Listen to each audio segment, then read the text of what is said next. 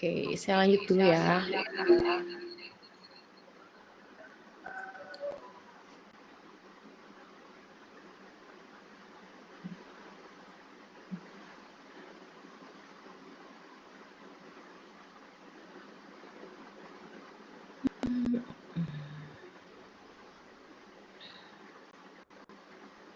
Oke.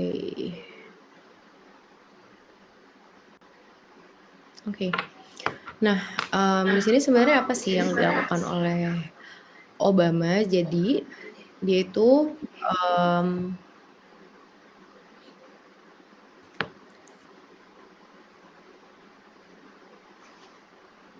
ini ya caranya.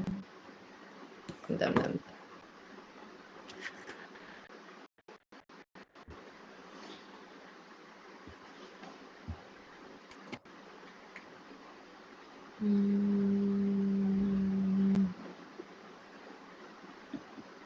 Kadang-kadang.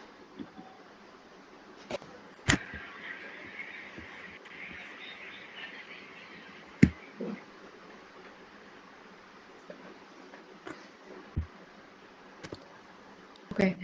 Nah, jadi yang pertama dia pastinya memberikan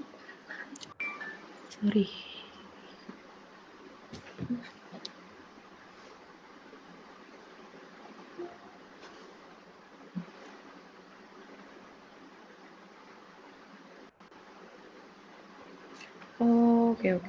Taking your time, tell me, tell me, I am the one truth in the sky.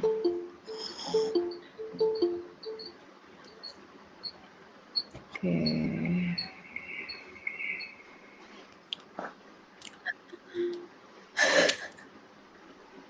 Oke, jadi yang pertama dia tuh menargetkan persona pembeli. Jadi kampanye Obama ini dengan cermat dia mengidentifikasikan dan mentargetkan segmen-segmen pemilih tertentu di setiap negara bagian, menyesuaikan dengan pesan apa yang sesuai dengan kekhawatiran dan prioritas mereka gitu.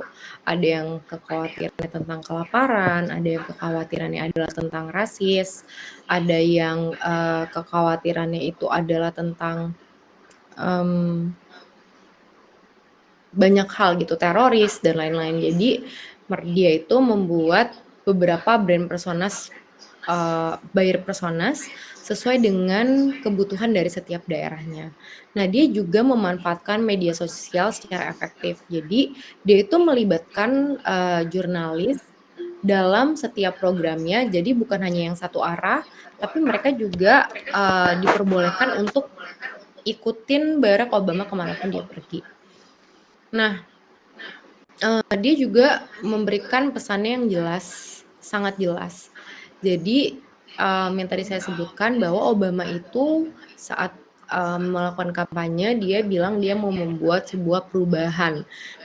Apakah perubahannya itu ke arah yang seperti apa? Sebenarnya nggak gitu clear gitu, tapi simbol-simbol yang dia pakai sebagai presiden untuk membawa perubahan itu cukup banyak, seperti dia orang kulit hitam yang pada akhirnya bisa menjadi presiden, seperti itu. Dia bukan dari orang yang pengusaha kaya atau misalnya yang sudah menduduki pemerintahan dari zaman dulu, tapi dia benar-benar orang baru yang fresh, yang memang diharapkan membawa sebuah perubahan. Nah, selanjutnya di setiap kampanyenya juga dia jarang banget untuk memberikan atau menjelekkan kampanye dari tim lawan. Jadi Obama nih menghindari hal-hal negatif gitu. Dia hanya fokus kepada apa sih kira-kira yang mau dia berikan kepada rakyatnya, kayak gitu. Nah, dia juga mendorong advokasi dari pelanggan atau gimana caranya si orang-orang yang akan memilih dia itu berpartisipasi untuk menjadi pembelanya dia. Caranya gimana? Dia membuat sebuah situs di mana untuk kampanyenya itu dia membuka donasi. Nah, di sini yang kita perlu tahu, apakah benar Obama itu butuh uang donasi?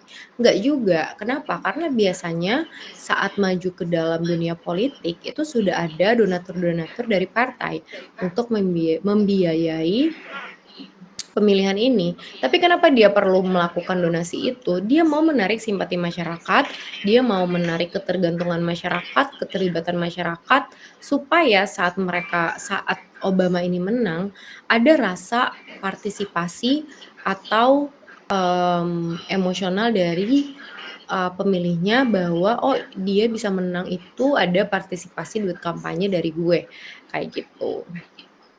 Nah, hal yang menarik lagi apa? Hal yang menarik lagi itu dia, memberikan gimik-gimik bahwa, selain dia seorang pemimpin negara, dia juga seorang pemimpin keluarga. Jadi, value-value ini yang belum pernah ditunjukkan oleh, calon-calon presiden lainnya, bahwa dia itu bisa mengatur waktu antara bekerja dengan menghabiskan waktu bersama dengan keluarga, seperti itu. Nah, ini adalah challenge untuk kita. Jadi, saat kita masuk ke dunia kerja nanti. Jadi di beberapa company itu masih banyak yang, menganggap bahwa untuk membuat sebuah kampanye marketing dan PR, itu hanya perlu strategi lama kok, nggak perlu hal-hal yang menjaga hubungan, mengenal customer, membuat, buyer persona. Dan hanya fokus untuk melakukan 4P aja gitu, pricing, promotion, place, dan produk. Nah, tapi di sini kita juga diharapkan kita bisa memberikan pemahaman kepada tempat kita nantinya bekerja, itu untuk menggunakan, sebuah media dan memanfaatkan sebuah media itu untuk membuat atau melakukan kampanye yang, memahami persona dari brand dan juga memahami goals, bagaimana caranya kita memahami, kebutuhan mereka dan mengawinkan dengan goals dari perusahaan itu sendiri, seperti itu. Dan, kita perlu meyakini juga kepada company bahwa, mmm, nggak cuma press release atau, mmm nggak cuma press release atau iklan doang kok yang bisa kita gunakan, tapi kita juga bisa mempartisipasikan blogger dan juga, pembeli kita untuk terlibat di dalam penyusunan program ini, seperti itu. Dan seperti yang dikatakan puluhan pemasar sukses yang diprofilkan dalam buku ini, aturan lama itu sebenarnya udah ketinggalan zaman, tapi bukannya nggak dipakai, tetap bikin rilis, tetap jaga hubungan dengan media. Tapi jutaan orang saat ini sedang secara online mencari jawaban untuk masalah mereka, gitu. Jadi gimana caranya kita bisa lebih peka lagi nih dengan dunia online. Nah, bisa nggak mereka secara online menemukan organisasi kita? Dan jika iya, apa nih yang akan mereka temukan? Apakah sesuai dengan kebutuhan mereka? Apakah sesuai dengan personas mereka? Seperti itu. Kira-kira sampai sini ada yang mau ditanya?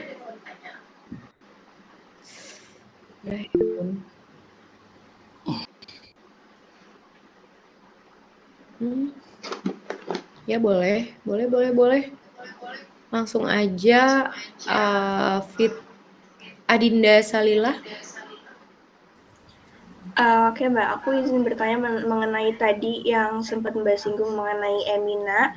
Berarti itu kan secara langsung Emina tuh udah melakukan strategi-strateginya dan juga mereka tuh ngelakuin strategi itu dengan pasar yang mereka sudah tentukan kan. Tapi nyatanya ternyata ada orang-orang di luar dari strategi mereka itu masuk ke dalam pemasaran mereka.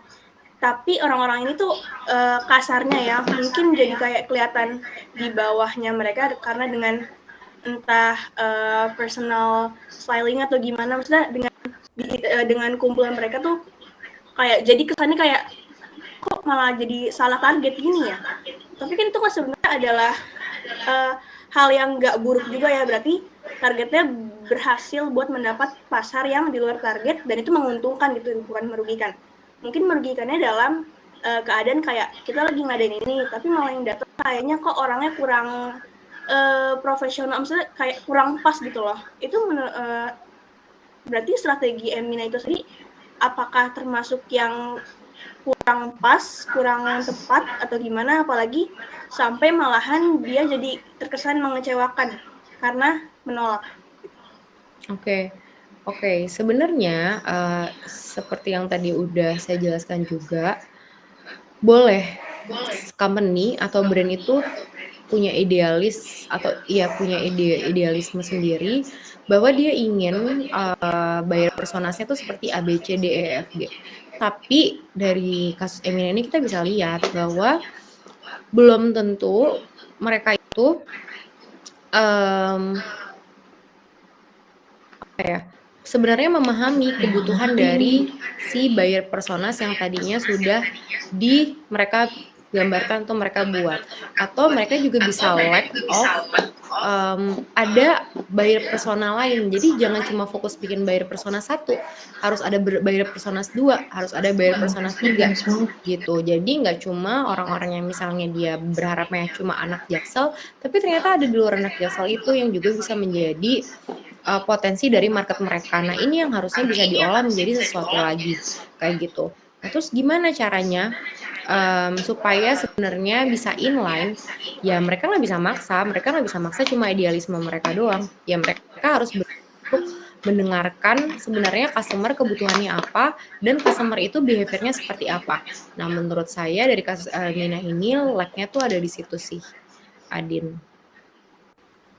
Jadi intinya itu berarti mereka juga nggak salah, begitu dengan customer-nya juga nggak salah, tapi mungkin dari peristiwa tersebut Emina bisa lebih concern terhadap, oh ternyata ada orang-orang yang mungkin bisa menjadi perhatian khusus dan juga bisa ditangani dengan jauh lebih baik. Tapi mereka juga nggak salah karena kan produk-produk mereka kan juga nggak mahal dan affordable banget kan, sehingga jadi dapat target tersebut jadi dapat masuk ke pasar besar. Pasti Mbak. Betul. Jadi sebenarnya yang salah dari Emina itu adalah dia hanya punya satu buyer personas. Dia tidak membuka diri untuk buyer personas yang lain dan kira-kira buyer personas yang ini mau dibawa kemana dan dijadikan kemana. Itu bisa satu poin. Poin yang kedua, bisa jadi juga salesperson yang ada di lapangannya itu tidak menggambarkan atau tidak apa ya, berusaha menyampaikan Emina itu sebenarnya value-nya tuh seperti apa. Jadi sebenarnya 2 poin itu sih, Adin. Oke, makasih Mbak. Oke. Next, Fernanda Rizky. Iya, terima kasih Mbak. Saya ingin bertanya Mbak, bagaimana cara kita membangun personal branding tanpa meninggalkan sisi asli dari diri kita sendiri Mbak? Itu juga berlaku untuk perusahaan, bagaimana perusahaan tersebut dapat membangun personal branding atau mengikuti perkembangan arus atau kayak tren-tren tanpa mengurangi value dari company itu sendiri Mbak. Terima kasih. Oke. Sebenarnya ini sama juga sama yang udah saya bahas kemarin sama XX1 ya, kita pakai XX1 ya. Saat kalian mau membuat personal branding, selain kalian tahu maunya apa, kalian tahu dulu nih goals-nya itu sebenarnya tuh kalian tuh, seperti apa, gitu. Kayak XX1 mereka sudah melihat diri mereka itu sebagai brand yang konvensional, brand tua, tapi mereka mau, membuat brand yang tua itu kesannya tuh nggak tua, gitu. Jadi biasanya itu dilengkapi dengan visual-visual baru sesuai dengan tren.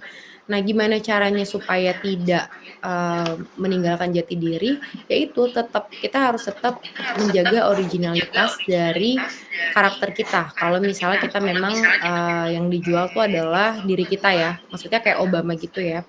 Jadi originalitasnya tuh harus dapat, itu yang pertama, lalu kita mengikuti tren dan membaca kebutuhan dari calon pembeli atau calon konsumen kita yang akan mengkonsumsi konten kita, kayak gitu. Kurang lebih sih seperti itu ya, kita boleh ikutan gitu, kita boleh, ikut, dengan, apa namanya, konten-konten TikTok yang mungkin misalnya alay gitu. Tapi gimana caranya kita tetap bisa mengemas itu sesuai dengan value dari company. Tapi selain kita bisa mengemas itu sesuai dengan value company, kita harus sesuaikan juga dengan kebutuhan dari calon pembeli kita yang sudah kita gambarkan dari buyer personas itu sendiri. Kayak gitu, nggak bisa yang namanya kalian mau misalnya kalian adalah seorang influencer gitu ya, terus kalian mau membohongi, apa namanya, followers kalian itu dengan kalian tipe yang suka banget belajar, suka banget edukasi. Tapi faktanya kalian baca buku aja nggak suka. Faktanya kalian itu, nonton berita aja males gitu. Jadi nggak bisa bener-bener beda dari karakter. Di saat kalian menemukan karakter dari sebuah brand atau karakter dari diri kalian sendiri, dan itu bisa kalian unggulkan atau kalian pertajam lagi menjadi sebuah campaign message atau nantinya kalian bisa membentuk buyer personas, itu biasanya akan menjadi lebih kuat dan menjadi lebih legit. Dan semua hal yang palsu, semua hal yang tidak sesuai dengan karakter itu biasanya end up-nya itu dengan keburukan atau ketidakpercayaan dari followers itu sendiri. Ini sama aja kayak kasusnya Mario Teguh yang pada akhirnya kita tahu dia seperti apa, bahkan ternyata dia hanya dia betul inovator, tapi ternyata dia memanfaatkan relasi-relasi dia sebagai inovator yang terkenal itu dengan melakukan penipuan bisnis. Waktu itu juga sempat viral. Nah, hal-hal seperti itulah yang kalian mau paksain misalnya sesuai dengan mau kalian tapi tidak cocok juga nih sebenarnya dengan diri kalian, ya nggak apa-apa, coba jalanin aja, tapi pasti hasilnya tidak maksimal dan berujung dengan adanya reputasi yang buruk, seperti itu. Kira-kira apakah sudah jelas? Jelas Mbak, terima kasih. Oke. Fitri boleh? Oke Mbak, tadi pas kita study case-nya Barack Obama itu aku ngedengerin kalau Mbak tuh bilang dia melakukan donasi untuk kampanyenya sehingga saat dia menang tuh yang memvote dia atau yang mendonasikan dia tuh merasa kalau dia tuh kayak si Obama ini menang, ada kontribusi besar dari gue nih. Berarti di situ tuh terjadi adanya kayak kayak kaitan emosional kan Mbak ya? Oke. Terhadap si voters dan Barack Obamanya sendiri. Nah, aku mau tanya kalau apakah itu tuh salah satu semacam personal branding kah?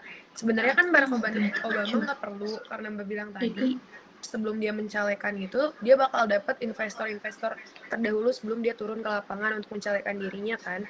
Berarti apakah itu suatu personal branding atau sebuah marketing kepada masyarakat Amerika pada saat itu agar membuat dia? Itu aja, Mbak. Oke, thank you Fitri. Jadi itu sebenarnya masih sebuah kesatuan program PR dalam membranding si Barack Obama itu sendiri. Brandingnya apa tadi? Yang dia sudah bisa membawa perubahan. Nah, terus saat dia mengajak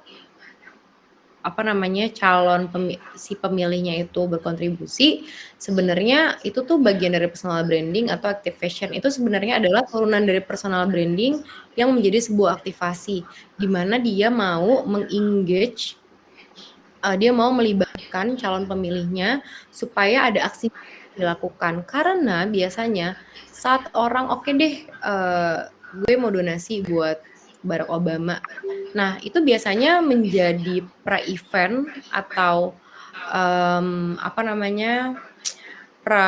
pra-kampanye yang dia tuh sebenarnya udah bisa ukur. Misalnya ada 1 juta orang nih yang melakukan donasi. Oh, berarti mungkin banget kok 1 juta orang ini tuh nantinya akan memilih gitu. Jadi itu sebenarnya men-trigger mereka juga nantinya sudah pasti memilih. Sebenarnya kayak gitu sih. Oke Mbak, berarti sama aja kayak itu dapat seperti melakukan cek ombak gitu loh. Ini kira-kira oke. Thank you Mbak. Oke. Irgi, boleh Irgi? Oke Mbak, makasih. Saya tadi ingin bertanya, kan tadi Mbak bilang kalau kita sebagai brand tidak harus memfokuskan pada satu brand persona ya Mbak ya. Harus Betul. menciptakan banyak brand persona. Nah, itu kan harus segmenting ya, Mbak, harus segmenting lokasi gitu-gitu, orang, behavior, perilaku gitu kan, Mbak. Nah, Betul. cara selain wawancara dan observasi, kita harus ngapain sih, Mbak? Dan cara kita ngukur keberhasilannya itu gimana gitu? Oke, sebenarnya, saat kalian membuat persona, buyer persona itu, yang pasti satu yang tadi saya bilang sebelum masuk ke buyer persona itu kan kita punya goals dari Terus ya perusahaannya. Reja, Misalnya ya, sebenarnya tuh udah mau selesai lu jangan saya nanya, contoh nyata aja. yang caper. Misalnya kita tuh punya goals untuk menciptakan, bukan kita ya, kan udah resign Bapak. Itu terkena habis. Dirmi Beauty itu punya goals untuk menciptakan dunia lokal kecantikan yang baik dan kreatif. Sampai di situ dulu. Udah, dari situ kita udah dapet. Nah, pas turun lagi ke bawah, itu biasanya ada strategi-strategi di mana misalnya kita mau masuk ke kota besar dulu, gitu. Oke, kita masuk ke 5 kota besar. Oh, Surabaya, Medan, Jakarta, Bandung, Tangerang, misalnya gitu. Nah, nanti dari sini kan mereka semuanya punya karakter yang berbeda-beda. Nah, nanti baru dinamain, oh si yang di Jakarta, misalnya namanya Ujang. Nah, si Ujang ini dia berumur berapa, gimana caranya dia dapat dirmi, value apa yang dia punya, dia juga orang yang kreatif, dia suka produk kolaborasi dan lain-lain. Terus nanti masuk lagi ke Medan, oh dia namanya Butet, Butet ini begini, dan lain-lain. Jadi balik lagi sebelum kamu menciptakan buyers persona itu, tahu dulu goals dari company-nya apa, terus kalian coba ciptakan buyer persona. Sebelum ini benar-benar menjadi buyer persona kalian datang ke lapangan, kalian tanya kalau misalnya mereka menjadi target kita, itu biasanya mereka butuhnya apa aja. Nanti tuh dikawinin. Dan buyer persona itu nggak harus per wilayah, dia bisa per wilayah, dia bisa per umur, dia juga bisa per profesi kayak tadi calon mahasiswa, orang tua, sama alumni. Jadi banyak banget. Nah, itu tergantung siapa, balik lagi tergantung dari goals company-nya. Itu kira-kira siapa yang menjadi utama atau target apa utama yang mau mereka lakukan. Apakah mereka mau breakdown berdasarkan usia, apakah mereka mau breakdown berdasarkan wilayah, apakah mereka mau breakdown berdasarkan profesi, itu terserah sebenarnya. Bebas. Nah, gimana cara mengukurnya? Sebenarnya buyers personas itu nggak ada yang bisa diukur gitu. Jadi dia memang hanya menjadi patokan aja dari company. Gambarannya seperti apa sih saat kita ketemu sama customer kita gitu. Apa yang bisa diukur? Yang bisa diukur itu adalah programnya. Kira-kira program ini cocok nggak ya dengan buyers personas kita? Seperti itu. Nah, cara mengukurnya dari mana? Ya ini tadi. Ini adalah beberapa hal yang bisa kalian ukur menjadi tolak ukur program PR dan marketing kalian. Dan ini nggak semua pertanyaan bisa kalian pakai. Terbalik lagi tergantung sosial media apa yang akan kalian pakai. Seperti itu. Kira-kira udah jelas? Tapi Mbak, kalau tadi sesuai yang tadi contoh, kalau company goals-nya tidak sesuai brand persona gimana Mbak? Brand personanya nggak sesuai dengan company goals kita gitu. Itu kan kata Mbak. Nah, itu dia berarti pertanyaannya adalah apakah brand personas yang diberikan itu sudah cukup di misalnya Emina. Ternyata Emina cuma punya brand persona 1 nih. Oh, dia tuh ternyata punya loh yang buyers alay-alay gitu. Oh, berarti harusnya ada 2 buyers personas nih. Tapi nanti gimana ya caranya biar bisa tetap inline atau tetap align dengan tujuan dari company itu sendiri. Sebenarnya gitu sih. Makanya di buku ini juga dijelasin buyers personas itu nggak mungkin cuma 1. Kalau misalnya pun nanti cuma 1, pasti nanti ada orang-orang atau new customer atau new segment yang nantinya itu bisa diolah lagi. Pilihannya mereka itu bisa tetap diambil marketnya sama si brand ini atau mereka menciptakan lini baru atau merek baru gitu. Kayak kalau misalnya kalian tahu ada brand kosmetik namanya OMG. Nah, itu tuh secara branding semuanya kayak, gila nih fix banget brand Cina. Ini pasti yang alay-alay yang pakai, ini pasti orang-orang yang murah-murah yang pakai. Dan fun fact-nya apa? Fun fact-nya adalah itu masih grupnya Paragon. Masih grupnya Emina, Wardah, Makeover gitu. Jadi ada banyak langkah yang bisa dilakukan sebenarnya. Gitu, Irgi. Kira-kira jelas nggak ya? Kasih Mbak, jelas Mbak. Oke, thank you. Ada lagi? Reza ya? Kenapa Reza?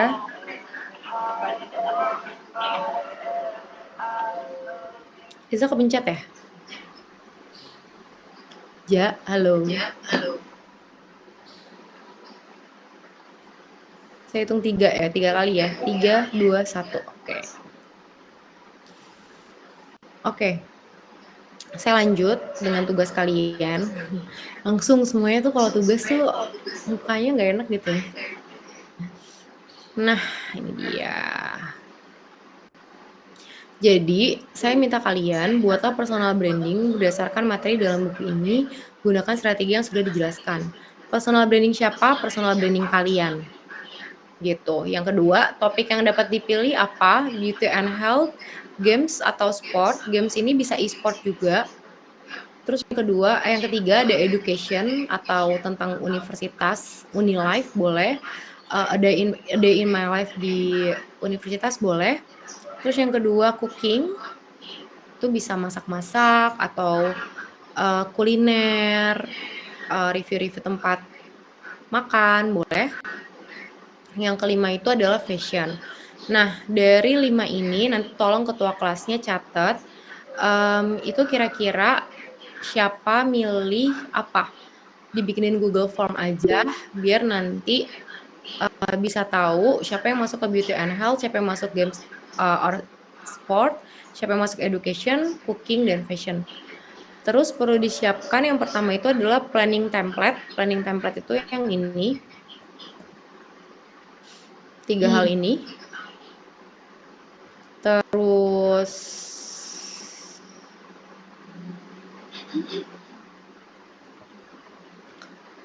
yang kedua itu adalah target dari aktivitas digital PR-nya.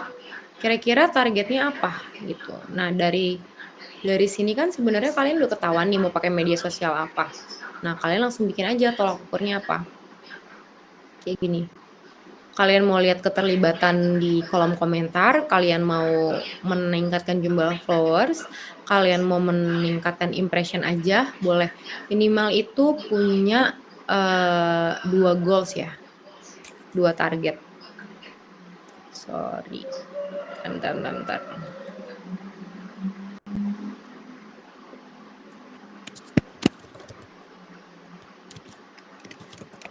Maybe a right person. Nah, terus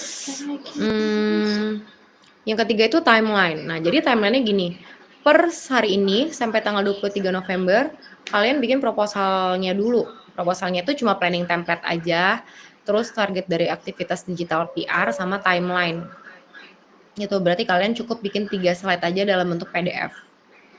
Gitu. Atau misalnya planning template-nya kan ada 3, terus kalian mau bikin itu 1 page 1 jadi 6 page PDF nggak apa-apa juga. Nah, jadi timeline-nya itu dari tanggal 23 November sampai dari sekarang sampai 23 November kalian share dulu planning-nya ke saya masing-masing. Ini tidak kelompok. Ini masing-masing kalian personal branding. Planning-nya seperti apa? Dan project nanti tanggal 24 kita ketemu kelas, itu saya akan gabungin kalian per topik. Jadi maksudnya ini kalau bisa jangan ikut-ikutan temen ya. Misalnya kayak, gue mau kelompok sama A, gue mau kelompok sama B. Kita samain aja deh, jangan. Ini seperti yang tadi saya jelasin ke Irgi juga. Make sure ini adalah benar-benar identitas kalian. Apa yang menjadi identitas kalian, apa yang menjadi ini Reza serius nggak sih mau nanya? Ntar dulu deh, Ja. Oke. Apa yang benar-benar menjadi minat kalian. Nah, kenapa tanggal 24 saya mau ambrokin kalian? Masih bisa nanya nggak, Mbak? Udah tutup pertanyaan, saya jawab ya. Boleh, abis ini aja. Sebentar 1 menit. Sabar, Agung. Oke. Jadi, kenapa saya perlu kategoriin, nanti itu sebenarnya fungsinya di setiap pertemuan saya akan kumpulin kalian buat diskusi, saling tukar pikiran, kira-kira, dalam waktu 2 minggu itu target kalian tuh udah tercapai berapa persen dan gimana caranya yang kontennya sukses bisa sharing ke yang kontennya kurang works, kayak gitu. Terus project-nya itu nanti kalian mulai udah harus personal branding dan posting online, terserah sosial medianya, kalian mau Instagram atau TikTok, tapi saya saranin kalian pilih aja satu kelas bareng. Kenapa? Supaya nanti dalam mengatur waktunya tuh gampang gitu. Dan aduh udah 14.45 lagi. Dan FYI ya, kalau kalian mau coba main di TikTok, saya juga tahu dari kalian juga udah ada yang jadi creator TikTok.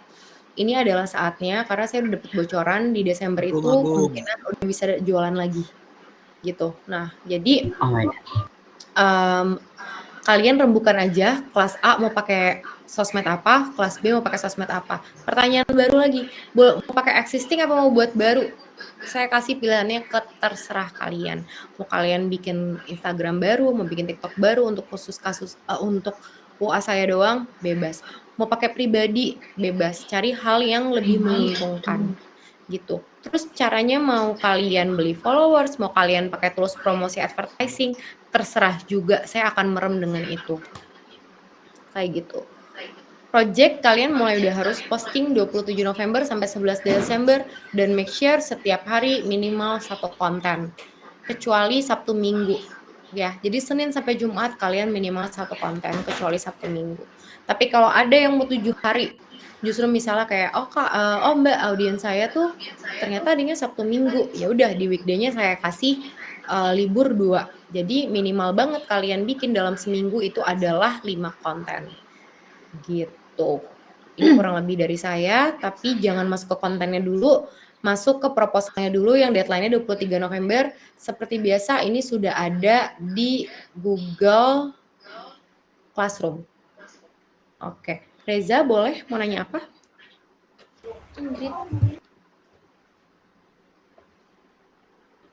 Itu kan hilang. Reza. Ayo Reza, serius Reza. Jaringannya katanya jelek, Mbak. Apa? Jaringannya jelek katanya, Mbak. Nggak denger lagi ya? Katanya nggak jadi, Mbak. Oh, oke. Kenapa? Maaf ya, tadi soalnya saya perlu jelasin dulu bentar.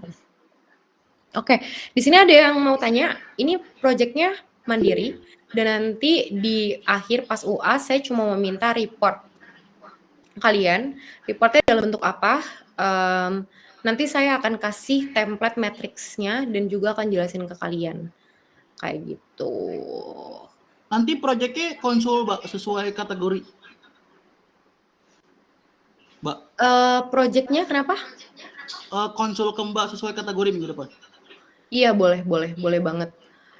Nanti kalian pilih aja kira-kira per kategori lead-nya tuh siapa. Kalian mau bikin grup per kategori buat sharing insight, buat sharing followers, bebas banget. Nggak usah invite saya. Jadi nanti biar pemimpin dari per kategorinya aja yang reach out saya. Nah terus Gue udah di otak. itu tetap pisah ya, kelas A sama B. Jadi kelas A ada 5 kategori, kelas B ada 5 kategori. Kayak gitu. Kurang lebih udah jelas, ada yang mau ditanya? Mbak mau nanya dong. Boleh. Aduh agak banyak tapi yang mau ditanya. Boleh. Jadi tadi mau tanya dulu buat yang proposalnya itu, planning template-nya itu apakah bentuknya harus infografis kayak yang di yang Mbak paparin tadi atau kayak gimana? Tabel aja sih menurut aku. Kayak lebih mudah ya. Oke, berarti kalau table gitu aja nggak apa-apa ya, Mbak?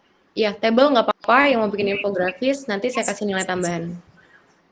Oke, terus topik yang dipilihnya itu kira-kira kayak di satu topik itu ada maksimal atau minimal orangnya gitu nggak ya, Mbak? Kayak misalkan dari kelas...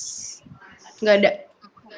Karena saya benar-benar maunya kalian sesuai dengan diri kalian. Jadi kalau misalnya mau satu kelas isinya beauty semua ya udah gitu. Oke, sama satu lagi Mbak, buat yang kontennya itu bentuknya tuh kayak apa aja ya? Maksudnya kayak apakah harus video atau boleh kayak poster-poster aja atau gimana? Sebenarnya konten itu ada berbagai macam bentuk ya gitu. Sebenarnya yang relatable itu adalah video.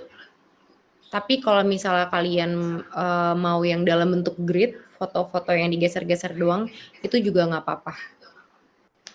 Gitu. Jadi kayaknya nggak harus poster sih. Kayaknya terlalu effort ya. Tapi kalau memang mau sampai ke poster boleh. Jadi outputnya boleh antara video atau foto slide. Terserah mau didesain, mau kalian cuma tulis-tulisan doang.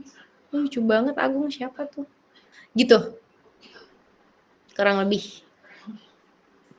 Oke Mbak, berarti maksudnya kayak kalau kita satu macam konten aja nggak apa-apa, tapi kalau bervariasi juga nggak apa-apa. Betul. Oke, dan itu harus maksudnya kayak upload terus satu hari satu gitu kan?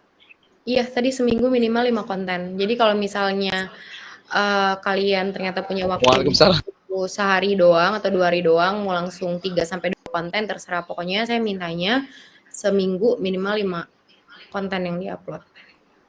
Mantap. Lebih dari itu lebih bagus lagi. 5 konten, Mbak. Yes.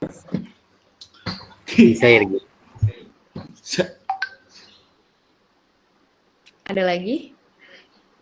Mbak mau nanya, ini yang upload konten ini nanti kan setelah tanggal 24 ya, setelah kita ngumpulin tugas yang udah Mbak drop ini pertama. Oke, thank you Mbak. Oke. Ada lagi? Udah 14.51, kalian kayaknya ini banget ya. Belajar dengan giat sekali ya. Betul. Aduh jadi pengen nambah SKS. Ya udah. Gitu dulu aja buat hari ini. Thank you banget buat yang udah ikut kelas. Makasih banget juga kalian mau digabung. Semoga saya berharapnya dari kelas hari ini saya bisa menghasilkan KOL baru, influencer baru, atau bahkan misalnya kalian mau fokusnya jadi jualan produk sendiri tapi bidangnya beauty, itu nggak apa-apa juga, tapi masih masuk ranahnya sih personal branding sih. Jadi personal branding kalian as CEO yang jualan barang ya. Jadi ini fokusnya adalah personal branding.